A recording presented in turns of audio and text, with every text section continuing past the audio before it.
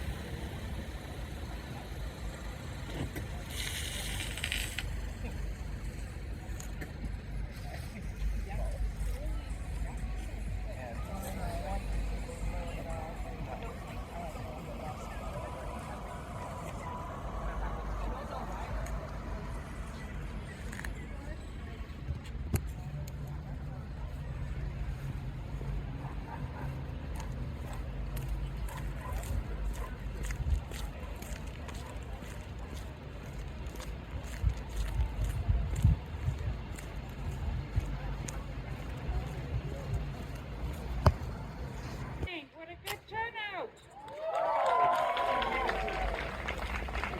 We're ready to roll! Hallelujah! We're going to start off with Pastor Teresa singing O Canada.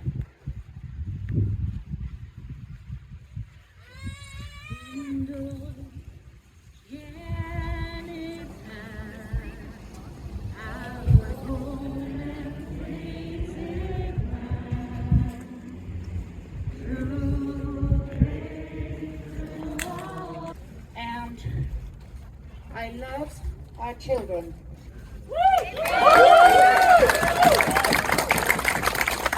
We love truth. I have grandchildren, 2 grandchildren, and I want to see them safe. And we will continue this conversation in a few minutes, but I would like to introduce Imam Ilstad, who has very kindly come out with his congregation, or part of his congregation today, even though we left it a little bit late. Imam, are you able to climb up the stairs? Hi everyone. Hello. My name is Irshad Unya. I'm from Keswick, Ontario. I am actually the leader of the Prince Albert Muslim Society, Muslim Association, which is on 2nd Avenue.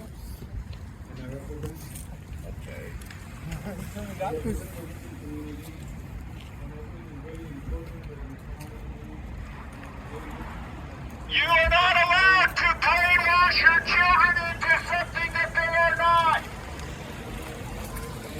He's talking about brainwashing. Does he know what he's talking about? No, he's insane. You are not the masters of your children. Your children are not slaves to your ideology. Do you know what you're saying? I do know what I'm saying. What are you saying? Children have rights too. Yes. Parents do not have the right to determine the individuality of a children. How old do they have to be before the parent has no choice? You are not masters. What Children are not age? slaves to your ideology. What age does a child have to choose? No, I'm for them having the rights to determine their own individual gender. Yes. Yeah, I don't think you're understanding what's going on, really. You don't understand what's going on here. What these parents are saying is they want to have the right to know what's going on. Yes. So you're not against. No. The kids should be informed of all the possibilities. Have you looked at Stuff like you can read stuff like. look at Soji 123, because on Soji 123 they're teaching them about sex. Talking about, lady. That's what the program is. We all love the kids and we want Yes. them to be free, but we want them to learn from their families, not They should be able to. They Not should be when able they're to be kids. educated by the system as well. No, not when they're The kids. system has their love and their rights One in person at a common. When they're old enough to Everybody- understand. When a kid does what he wants, everybody still loves him. We're not pushing. We're grandmothers. We're grandmothers here. Don't you One think second. families should You be? said It's the way you hold the mic. Thank you, Dr. Hannah Shanuda, for that kind introduction. I kind of sound old, don't I? But I have 10 grandchildren, and a few are standing beside the tree there. I came to support Grandma, so that's why we're here. Thank you to the organizers and the people taking the time to come out of your very busy lives for this very important event regarding the future of our families. I salute you, all of you.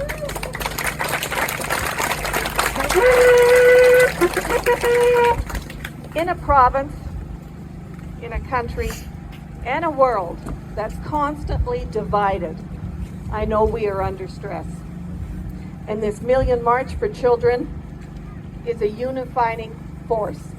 We're unity, unified. Thus, I started that party, Sask United. This march is to secure our children's safety, to secure our children's future, mental and physical, in a world where we can protect our children.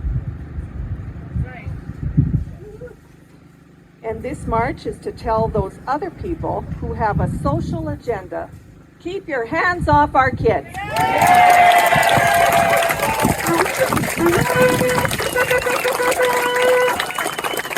And I know all of you have other things to do. You have jobs, the children should be in school. But why do we have to do this? We are here to stand against an agenda proposed by the ARC Foundation to bring a program called SOGI 123 to Saskatchewan schools. And that's a fact.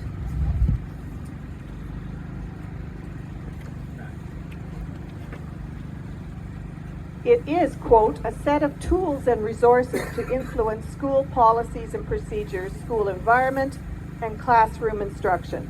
In other words, it is a program that essentially introduces a culture of indoctrination upon our children, upon our grandchildren.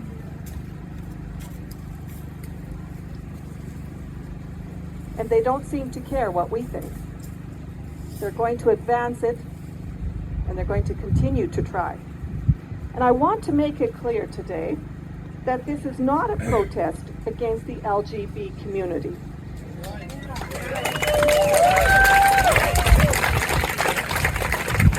We passed some children and some folks back there,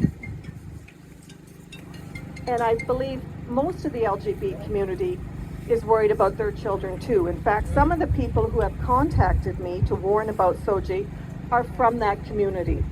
Of course we are. They warn that the LGBT platform, which they have worked so many years to establish, has been hijacked for other agendas. I've also heard from teachers who say that these agendas are being pushed on them, and specifically that the Saskatchewan Teachers Federation does not represent their views, that the unions do not represent their views.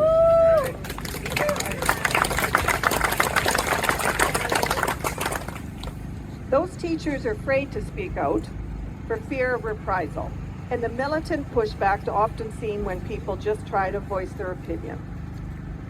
The people pushing SOGI 123 think it is the only way to ensure that schools are safe and inclusive for all students. They think it is their way or nothing. But by the crowd here today, with their babies and their children, the parents and the grandparents, I'm here to tell you that it's not the only way to respect the rights of the child.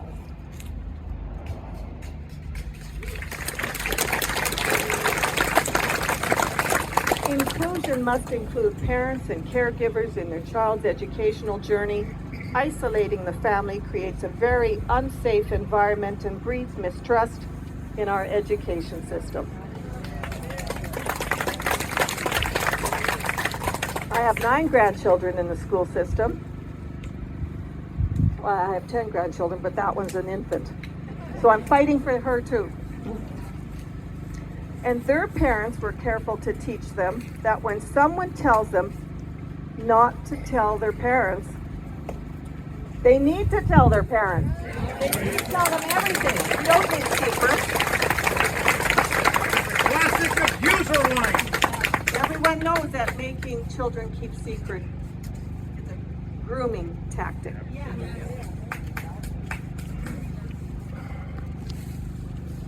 Students are fully supported, safe, and included when educators and families work together. Let's work together. And our role, our duty, is to leave a better world for our children. We can send a message today to elected officials, government, and bureaucrats. The message is, leave our children alone. They are our children.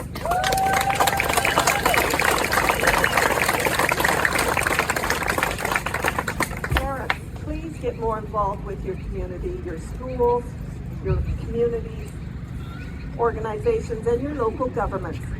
Please write letters, emails, and phone your school boards. Phone your municipal, provincial, and federal elected officials. You put them there for a purpose. You put them there, they are for you. We need to protect our children, our communities from injustice. And we've all felt it these last 3 years. Today we embark on a crucial step, an important journey for the future of our families. One that respects parents' values and celebrates family decisions. We are counting on your strength to guard our greatest treasures, our children.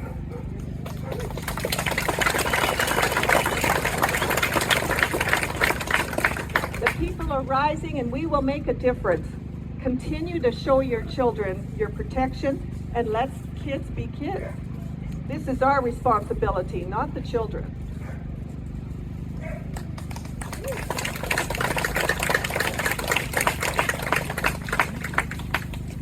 So let's make schools a hub for communities again, where families, educators, and students can work together to build strong relationships and a strong education system with excellent learning outcomes for all students.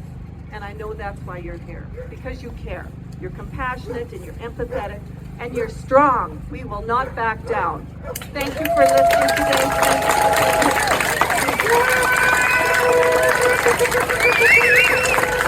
All about the children of our descendants. That's all it's about. So that really caught my attention this morning. And it confirmed that, I know why I'm doing this. I have a lot on the line here. I have a business. This is my